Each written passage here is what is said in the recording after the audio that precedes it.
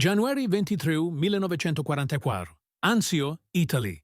547 hours. The fog rolled in from the Tyrrhenian Sea like a gray shroud, thick and cold, wrapping itself around the beachhead, where 36,000 American soldiers had carved a fragile foothold into Hitler's fortress Europe. In the pre-dawn darkness, Staff Sergeant Robert Mitchell of the 601st Tank Destroyer Battalion crouched in a hastily dug foxhole, his hands wrapped around something that would have seemed absurd to him just 18 months earlier. A 5-foot steel tube weighing barely 13 pounds, crude and unpolished, looking more like industrial plumbing than a weapon of war. The M1 Bazooka. Around him, the sound of distant artillery rolled across the Pontine marshes like thunder that never stopped. And somewhere in that fog, beyond the perimeter, the deep mechanical growl of heavy engines echoed, a sound every American infantryman had learned to fear. The Tigers were coming.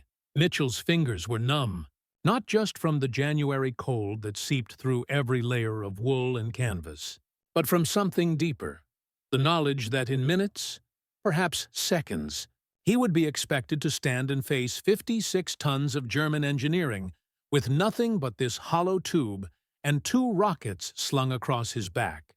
He had been told it would work. The training sergeants at Fort Benning had assured him, demonstrated on mock-ups and wooden targets. But those had been wood and canvas. What rolled toward him now through the Italian dawn was Krupp steel, rolled and welded in the factories of Kassel, armor plate 8 inches thick on the bow, designed by men who had studied metallurgy at the finest technical universities in Europe. And he was supposed to stop it with a tube. The sound grew louder, closer. The distinctive clatter of Maybach engines and the squeal of overlapping road wheels on frozen earth. Then, emerging from the fog like a cathedral on tracks, it appeared, Tiger 23 of Schwere Panzerabteilung 508, its long 88mm gun sweeping the American line like the finger of death. Mitchell could see the Zimmerit coating on its hull, the spare tracks draped across its glacis plate, the commander's cupola rotating slowly as someone inside scanned for targets. It was beautiful in the way a shark is beautiful, perfectly evolved for a single purpose. Behind it came another, and another. The German counterattack at Anzio had begun.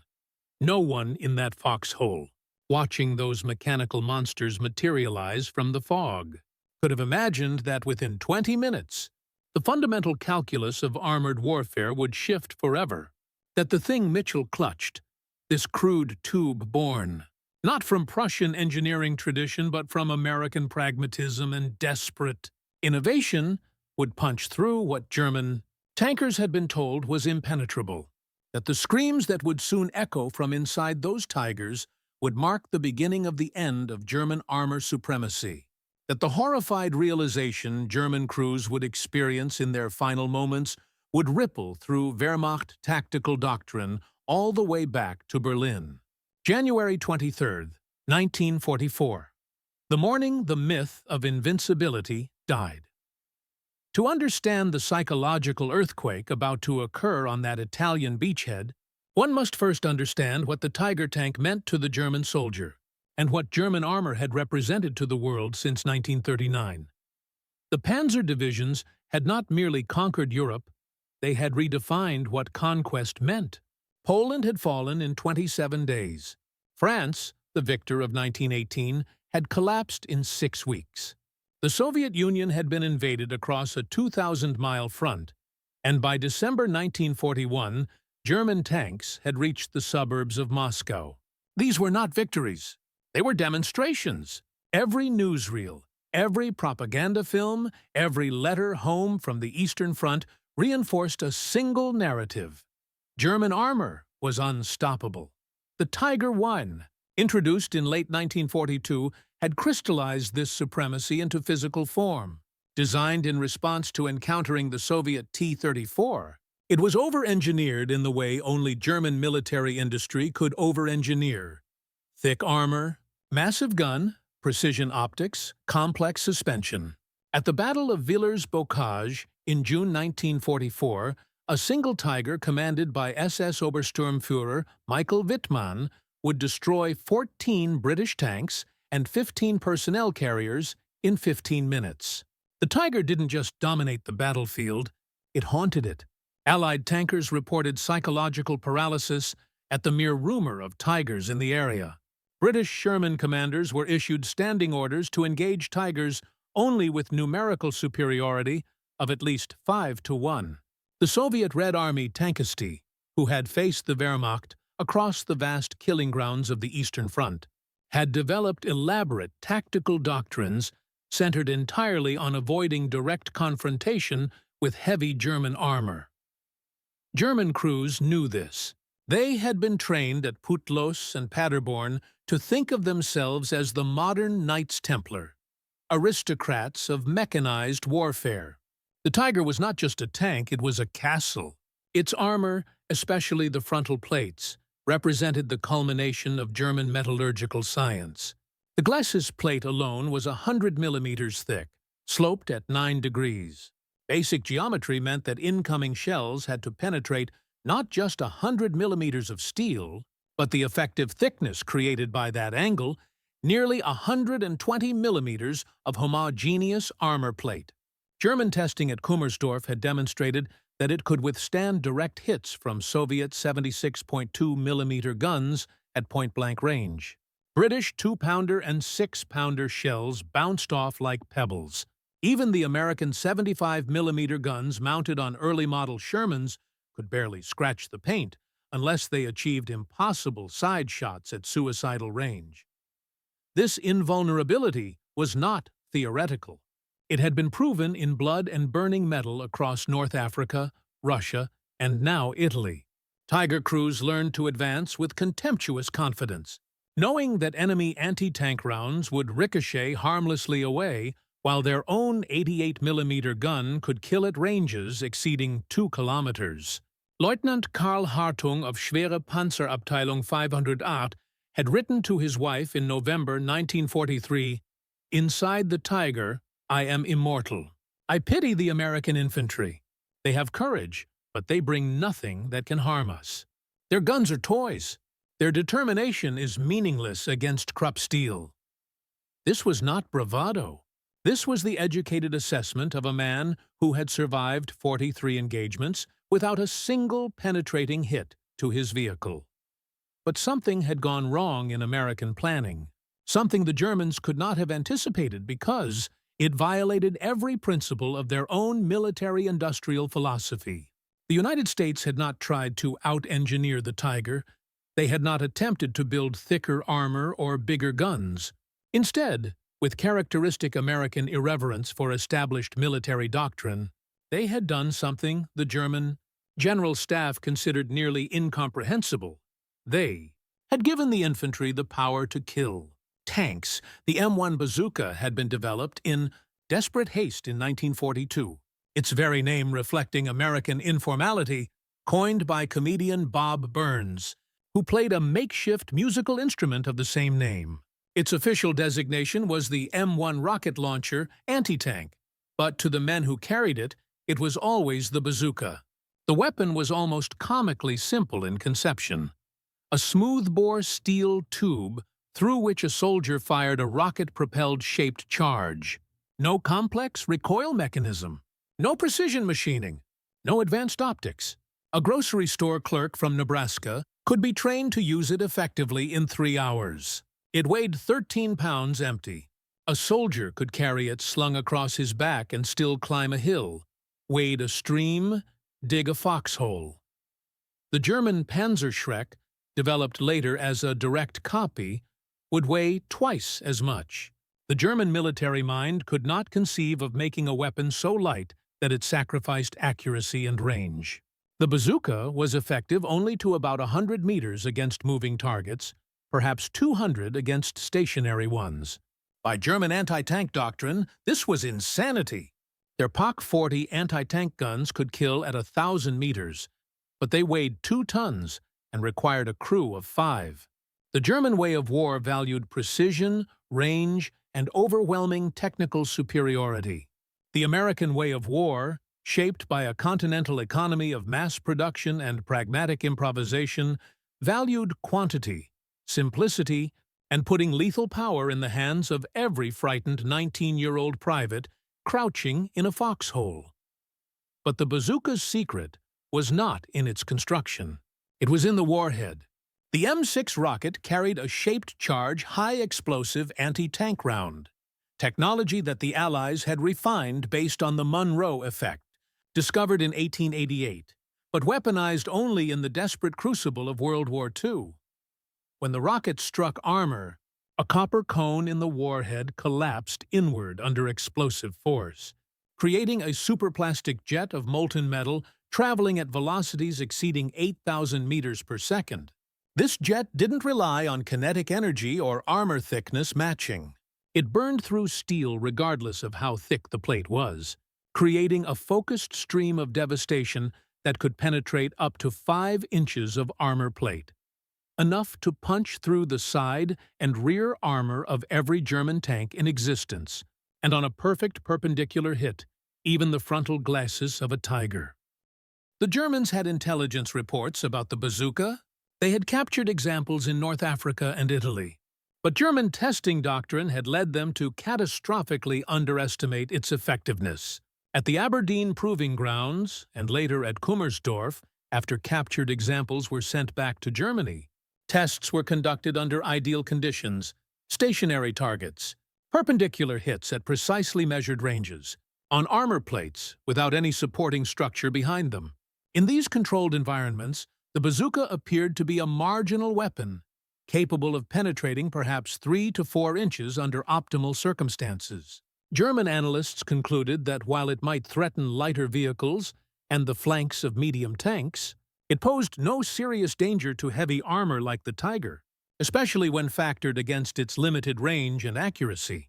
The Waffenamt issued a technical bulletin in October 1943, classifying the American bazooka as a minor tactical nuisance and recommended no design changes to existing armor schemes.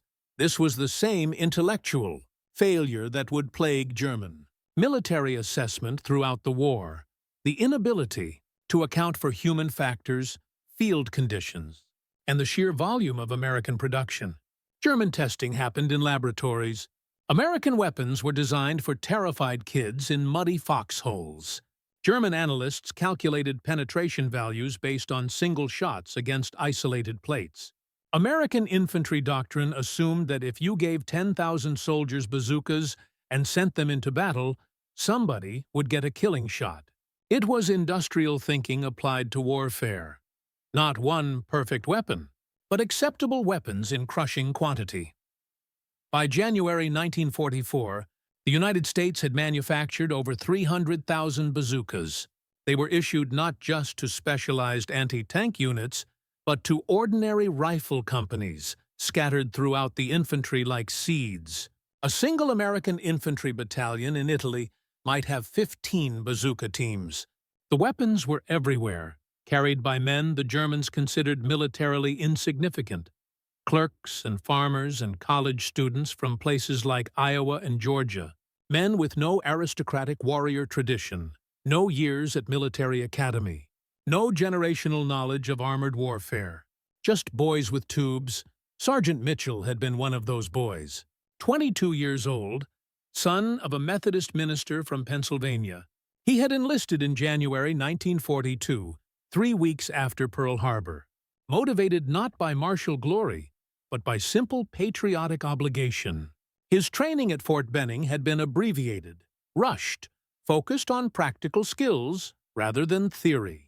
He had fired the bazooka exactly 7 times before shipping overseas. 7 times! A German Tiger gunner would have fired his 88mm cannon hundreds of times before being considered combat-ready. But Mitchell had something German training doctrine could never instill: an American willingness to improvise, to adapt, to try something even when the odds seemed impossible. On the morning of January 23rd, huddled in his foxhole as the Tigers advanced, he wasn't thinking about metallurgy or shaped charges or penetration values. He was thinking, I have 2 shots. Make them count. The first Tiger, number 231, had advanced to within 70 meters of the American line when Mitchell rose from his foxhole. His loader, Private James Chen from San Francisco, had already armed the rocket, connecting the electrical wires that would complete the firing circuit. The Tiger's turret was traversing right, away from them. The commander focused on a line of Sherman tanks nearly 300 meters distant. Mitchell's hands steadied. The training came back. Lead the target, account for the wind, breathe out. He squeezed the trigger. The rocket motor ignited with a whoosh and a blast of backwash that kicked up frozen dirt behind the foxhole. The M6 rocket streaked across 70 meters in less than 2 seconds, trailing smoke. It struck Tiger 231 on the right side of the hull, just below the turret ring, where the armor was 60 millimeters thick, theoretically impenetrable to most Allied tank guns. But in that microsecond of impact, the shaped charge performed exactly as the physicists at Aberdeen had calculated. The copper cone collapsed. The jet formed, and 5 inches beneath the surface of the Krupp steel, inside the crew compartment where Lieutenant Hartung sat at his commander's station, the jet punched through with the force of a cutting torch from hell. What happened next happened in silence, at least to the Americans watching from their foxholes. But inside Tiger 231, the universe ended. The jet didn't just penetrate, it vaporized metal as it passed, creating a spray of molten fragments that ricocheted inside the crew compartment at supersonic velocities. Hartung's left arm was severed instantly. The radio operator's skull was punctured. The driver, separated from the main compartment by a bulkhead, felt the pressure wave rupture his eardrums and blind him temporarily. Hydraulic fluid ignited. The ammunition storage, protected by internal armor, was far enough from the penetration point that the shells didn't explode. But Hartung was screaming into the intercom, screaming in a way that his crew had never heard their officers scream. Screaming words that would haunt the surviving driver for 50 years. It went through! God in heaven, it went through! The Tiger lurched to a stop. Black smoke began pouring from the engine deck hatches. The driver, deaf and blind, managed to release the escape hatch and tumbled onto the frozen ground. Behind him, the loader emerged, his face burned, pulling the limp body of the gunner. Hartung did not emerge. Tiger 231, which had fought from Kursk to Salerno without a single penetrating hit, had been killed by a grocery store clerk from Pennsylvania with a weapon that weighed 13 pounds. But Sergeant Mitchell had no time to process his success because the second Tiger, number 2-17, had swiveled its turret toward the smoke trail from his rocket. The 88mm gun fired. The high-explosive shell missed the foxhole by 6 feet and detonated against a stone wall behind. But the concussion lifted both Mitchell and Chen into the air and slammed them back into the frozen earth with force enough to crack ribs. Mitchell's ears were ringing so loudly he couldn't hear Chen shouting at him to move. But he could see the Tiger advancing, 30 tons of revenge grinding directly toward their position, the bow machine gun chattering, tracers snapping past like furious insects. What Mitchell didn't know, what he couldn't have known, was that his shot had already changed everything. The radio operator in Tiger 231, before he died, had managed to broadcast 6 words on the battalion frequency. American weapon penetrated frontal armor section. Those 6 words, heard by 16 other Tiger crews across the Anzio perimeter, created instantaneous psychological fissure. The invincibility was gone. In every Tiger, in every Panther, in every Stu G assault gun, German crews who had fought with confidence born of technical superiority suddenly realized that the American infantry, the infantry, could kill them. Not just mobility kill, not just track them or blind them, kill them, punch through their armor, and turn their crew compartments into abattoirs.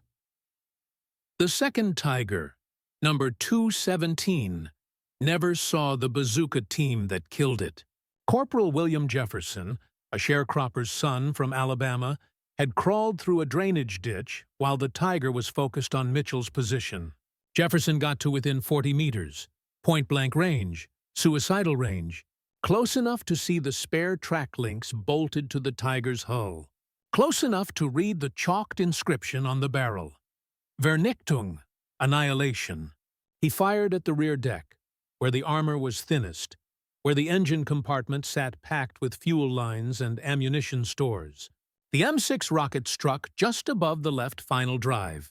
The shaped charge jet punched through 25 millimeters of armor, through the firewall, and directly into the engine block. Gasoline ignited instantly. The Tiger became a furnace. This time, no one emerged.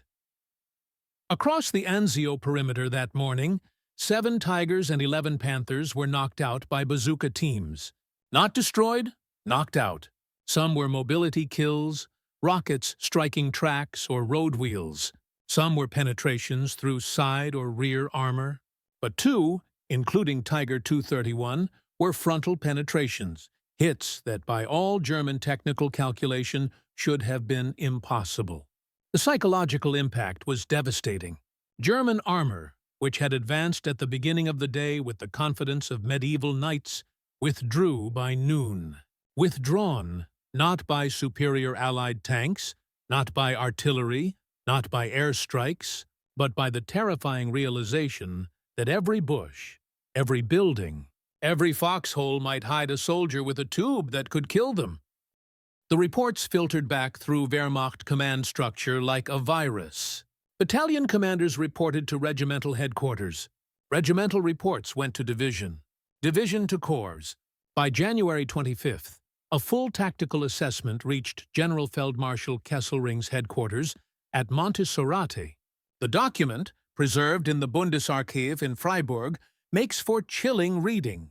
It describes a marked deterioration in crew morale, following encounters with American-shaped charge infantry weapons, and recommends immediate revision of tactical doctrine to account for infantry-based anti-tank capability. One passage stands out, written by an unnamed intelligence officer. The American soldier, previously considered inferior in anti-tank capability, has been provided with weapons that negate our armor advantage. Our crews report psychological distress. The Tiger, symbol of invulnerability, has been proven vulnerable to weapons carried by common infantry. This changes everything. But for the German soldiers inside those tanks, the change was not strategic or doctrinal. It was visceral and existential. Oberfeldwebel Konrad Steiner, a Tiger commander who survived Anzio, wrote in his diary on January 26th, "We have been lied to. They told us the armor would protect us. They told us the Americans had no weapon that could harm the Tiger. But yesterday, I watched 231 brew up from an infantry rocket. Just infantry, not artillery, not tanks. A man with a tube. We sit in these steel coffins and we are no longer hunters. We are hunted. I can hear it in the voices of my crew. They flinch at every sound. The loader shakes. The driver wants to reverse at every engagement. How do you command men who have learned their fortress is made of paper?" This psychological transformation, from predator to prey, represented a fundamental shift in the German soldiers' experience of the war. Since 1939, German armored forces had operated with a sense of technological and tactical superiority that bordered on the supernatural. They were the inheritors of Clausewitz and von Moltke, the practitioners of Bewegungskrieg and Schwerpunkt, the operators of machines that represented the apex of industrial civilization. The Tiger tank was not merely a weapon. It was proof that German Kultur, German engineering, German martial tradition remained supreme despite the setbacks in Russia and North Africa. Goebbels's propaganda had reinforced this narrative endlessly. German science and German will against the plutocratic Americans and the Asiatic hordes. What the bazooka destroyed was not just armor. It was that narrative. The weapon itself seemed to mock everything Germans had been taught about proper military organization. It was cheap. It was simple. It required no special training. It could be manufactured by the tens of thousands in factories that had previously made plumbing supplies. It was the perfect expression of American industrial democracy. Not one magnificent weapon for an elite few, but adequate weapons for everyone. To German soldiers steeped in hierarchy and specialization, this was philosophically offensive. War was supposed to be conducted by professionals using precision instruments. The Americans had given explosive tubes to farm boys and told them to go kill tanks. And it worked. Steiner's diary continues, entry after entry through February and March 1944, documenting the psychological disintegration of his crew. February 3rd. The gunner refuses to fire unless we have infantry support. He says the Americans are in every building. February 11th.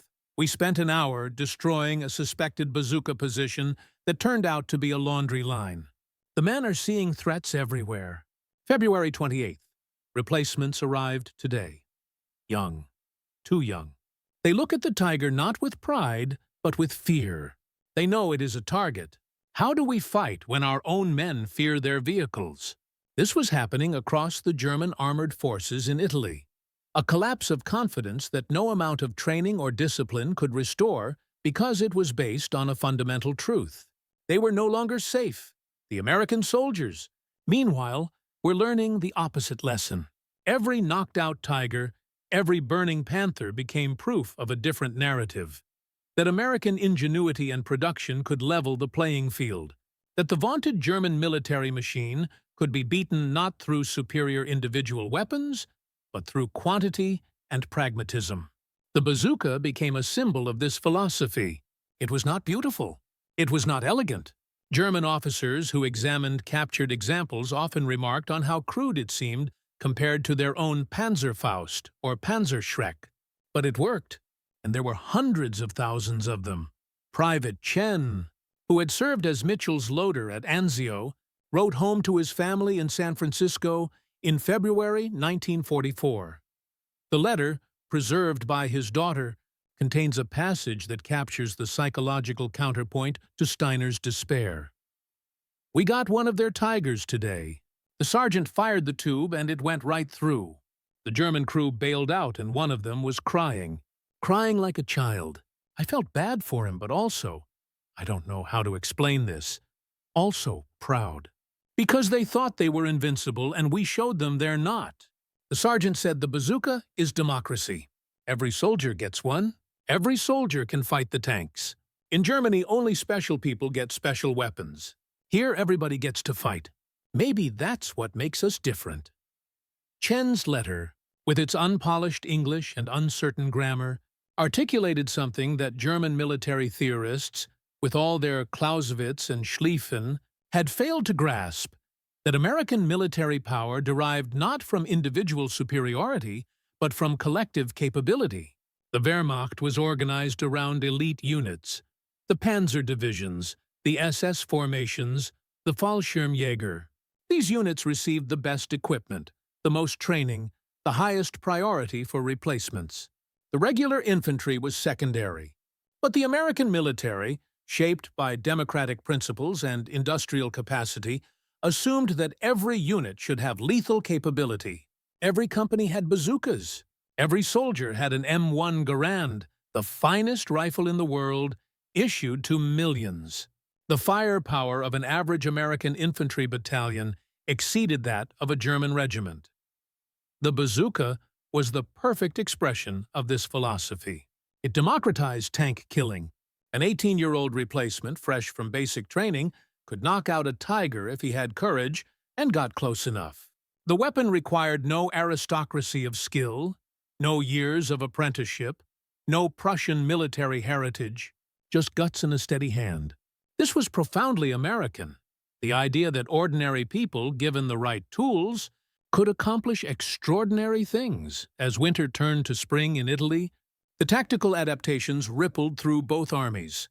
German armor began operating with increased infantry support, refusing to advance into areas that hadn't been cleared by foot soldiers. This slowed their mobility, negating one of the primary advantages of armored warfare. German tankers began welding additional track links and spare armor plates to their vehicles, makeshift additions that increased weight and reduced speed.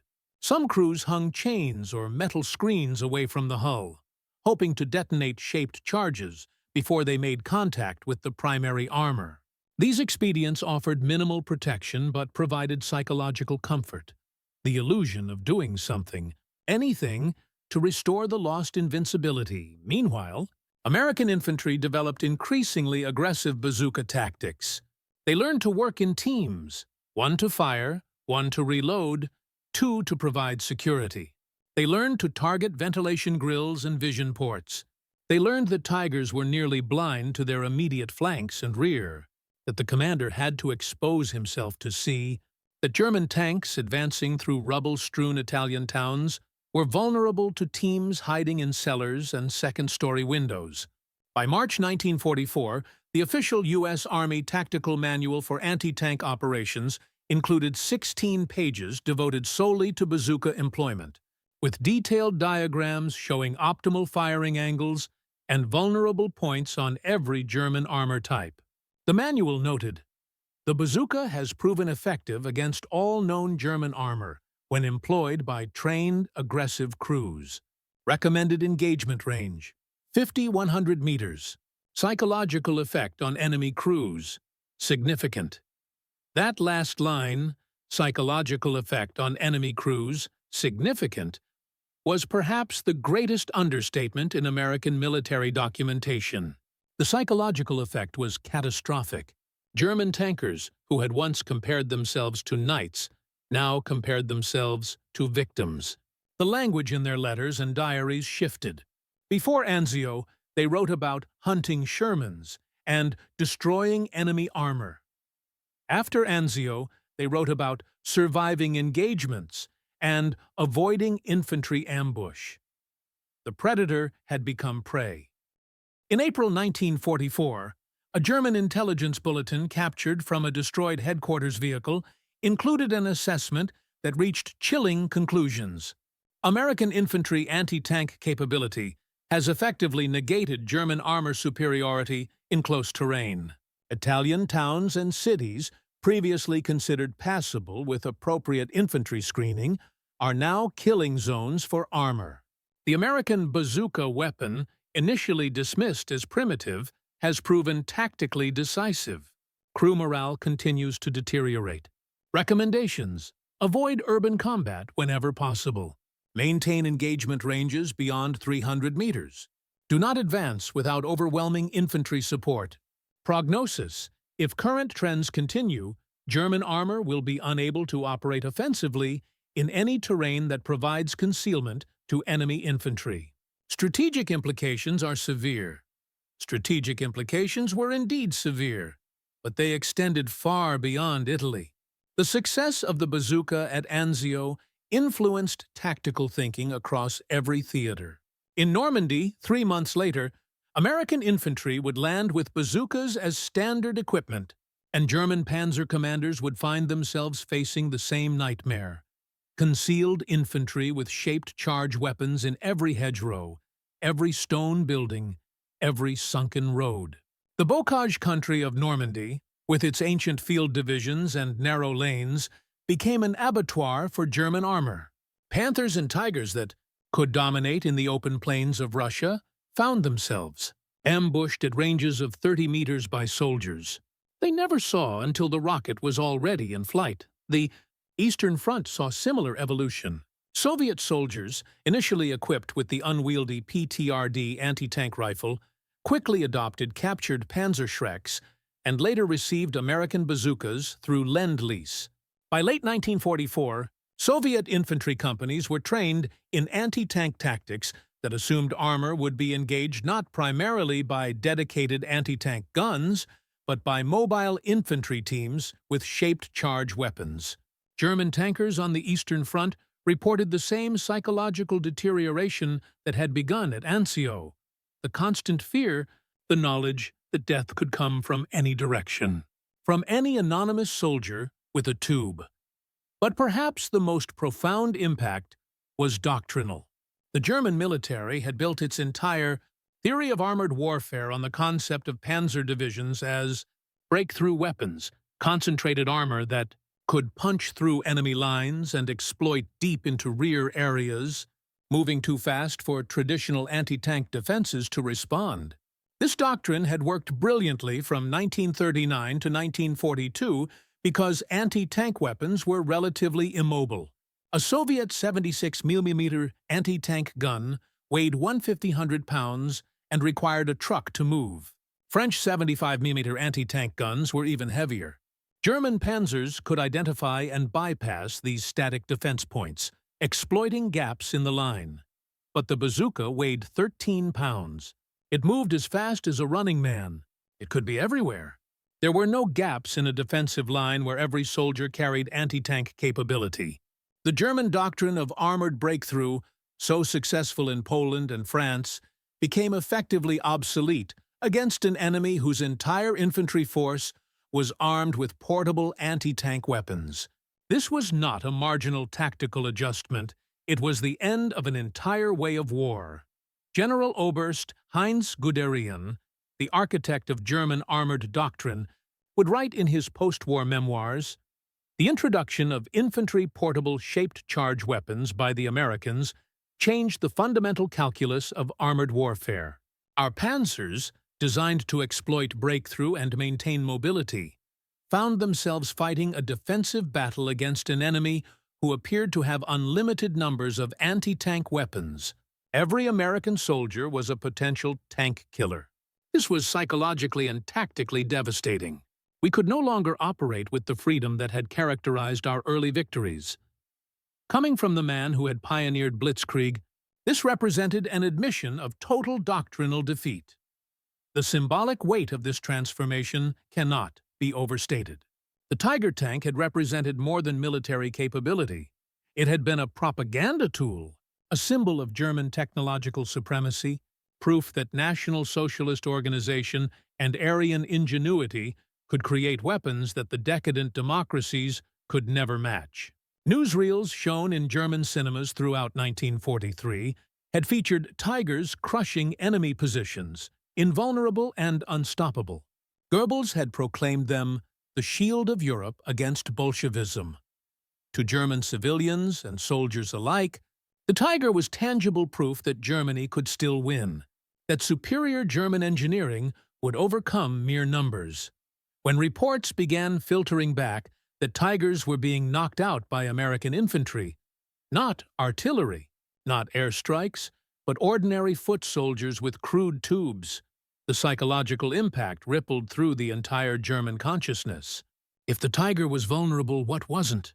If American factory workers could produce weapons that defeated German engineering, what did that say about the supposed superiority of German culture? These were not questions that Goebbels could answer with propaganda. They were existential doubts that infected German morale at every level.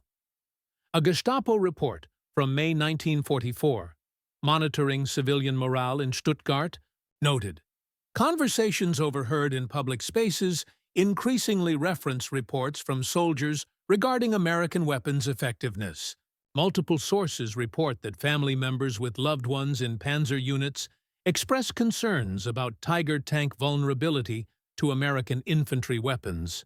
This appears to contradict official narratives regarding German armor superiority.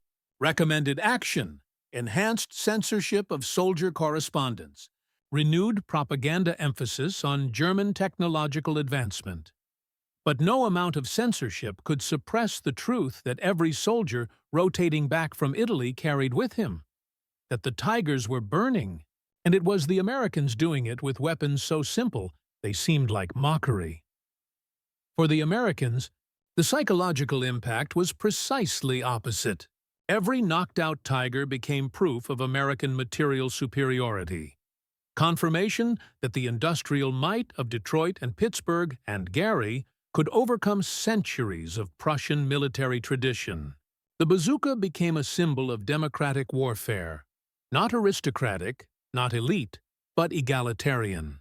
Any soldier could use it. Every soldier did use it. It was not the weapon of a warrior caste, but the tool of citizen soldiers, Men who would return to factories and farms and offices when the war ended, who would never think of themselves as professional warriors, but who, for a few years, had been given the means to fight the world's most feared military machine and win. Staff Sergeant Mitchell survived the war. He returned to Pennsylvania in November 1945, went back to college on the GI Bill, became a high school teacher. In 1983, a local newspaper interviewed him for a Veterans Day feature. The reporter asked him what he remembered most about the war. Mitchell, by then 59 years old and teaching chemistry to teenagers, thought for a long moment. "The sound," he said, "when the rocket hit that tiger. There was this crack, like lightning hitting metal. And then screaming from inside. I dream about that sometimes. But also I remember thinking, we can do this. We can beat them. They're not invincible. That tiger looked like a fortress, like something from another world. And we killed it with a tube. That's America, isn't it? We don't build the fanciest weapons. We build weapons that work, that everybody can use. And we build so many that it doesn't matter if they're not perfect. Democracy isn't perfect either, but there's enough of it that it wins." Mitchell's words, spoken in a small Pennsylvania newspaper 4 decades after Anzio, captured something essential about what the bazooka represented, not just as a weapon, but as an embodiment of American industrial and philosophical approach to warfare. The Germans had built weapons for an aristocracy. The Americans had built weapons for a democracy. The Germans valued the exceptional. The Americans valued the sufficient, mass-produced. The Germans believed in the supremacy of the expert. The Americans believed in the competence of the ordinary citizen, properly equipped. The Tiger tank, in all its over-engineered magnificence, had been defeated not by a superior tank. The Sherman remained inferior in almost every technical specification, but by the systematic arming of ordinary infantry with weapons that gave them a fighting chance. This was asymmetric warfare in the most fundamental sense, not meeting strength with strength, but negating strength through distribution of capability. You cannot armor every tank perfectly if every enemy soldier carries a weapon that can kill it. The only perfect defense would be to never engage, to never advance, and an army that never advances has already lost. By the time Germany surrendered in May 1945, the United States had manufactured 476,628 bazookas, nearly 500,000. They had been used in every theater: Europe, the Pacific, North Africa. They had knocked out thousands of German and Japanese armored vehicles. But more than the physical destruction, they had achieved something more profound. They had destroyed the myth of invincibility that armored warfare had created. German tankers who had rolled into Poland and France with the confidence of the unstoppable found themselves, by 1945, operating their vehicles with the caution of the hunted, knowing that death might be hiding in any rubble pile, carried by any anonymous American soldier with a 13-pound tube. The Germans had expected to face American soldiers equipped like the British or French, with heavy, cumbersome anti-tank guns that could be identified and avoided or destroyed. They had expected that their armor would dominate through technical superiority, that American industry might produce quantity but never quality. They had expected that German military expertise, accumulated over centuries and refined through years of war, would prevail against amateur American citizen soldiers. What they experienced instead was the horrifying discovery that American pragmatism had created a weapon that required no expertise, no aristocratic warrior tradition, no years of training, just courage and a willingness to get close. They experienced the psychological shock of learning that their massive, sophisticated war machines could be destroyed by ordinary men with ordinary courage, using weapons that cost less than a week's worth of ammunition for the Tiger's main gun. They experienced the slow, grinding psychological deterioration that came from knowing, every minute of every engagement, that the next rocket might come from anywhere, might punch through their armor, might turn their invincible fortress into a coffin. And in that horrified realization, in those screams, echoing inside Tiger 231 as Lieutenant, Hartung's world ended in fire and molten metal, contained the seed of Germany's defeat. Not because the bazooka alone won the war, but because it represented everything about American warfare that German doctrine could not counter. Endless production, distributed lethality, democratic access to devastating firepower, and the systematic refusal to accept that any enemy weapon, no matter how fearsome, was unbeatable. The fog lifted over Anzio on the afternoon of January 23, 1944. The sun broke through the gray clouds and illuminated a battlefield littered with burning armor. German armor, Tiger armor, armor that 48 hours earlier had been considered invincible. American soldiers walked among the wrecks, photographing them, marveling at the size and complexity of machines that now sat silent and defeated. Sergeant Mitchell stood beside Tiger 231, looking at the small, almost insignificant hole punched through its side armor. 13 pounds had done that. 13 pounds against 56 tons. The arithmetic was absurd. The reality was undeniable. Somewhere in the distance, another bazooka fired, its distinctive whoosh carrying across the marshland. Someone else learning that they could fight the monsters. Someone else discovering that American abundance of weapons, of ammunition, of the simple belief that ordinary citizens properly equipped could accomplish extraordinary things, was itself a weapon more devastating than any amount of Krupp steel. The Tigers had come to Anzio expecting to crush American infantry under their tracks. They had learned instead that American infantry carried the means to kill them, that the myths of German invincibility had been built on enemies who lacked the industrial capacity to arm every soldier with tank-killing power. That capacity, that uniquely American ability to produce weapons not for an elite few but for every citizen soldier who needed them, would echo through every battlefield for the rest of the war and beyond. It was democracy weaponized. It was the assembly line turned against fascism. It was the grocery store clerks and farmers and teachers, given tools that worked and told to do their part. And they did. God help them. They did. The shadows lengthened across the Italian beachhead as the sun descended toward the Tyrrhenian Sea. In the gathering twilight, the burned-out hulks of Tigers stood like monuments to a tactical era that had ended that morning. Inside his foxhole, Sergeant Mitchell cleaned his bazooka with methodical care, checking the electrical connections, inspecting the bore for damage. Tomorrow, there would be more Tigers, more Panthers, more deadly encounters at ranges too close to survive if anything went wrong. But there would also be more rockets, more bazooka teams, more American soldiers learning that they didn't have to run from German armor. They could stand and fight. And that, in the end, made all the difference between a fortress and a tomb, between invincibility and just another target, between the myth Germany told itself and the reality America produced in quantities too vast to defeat. 13 pounds at a time,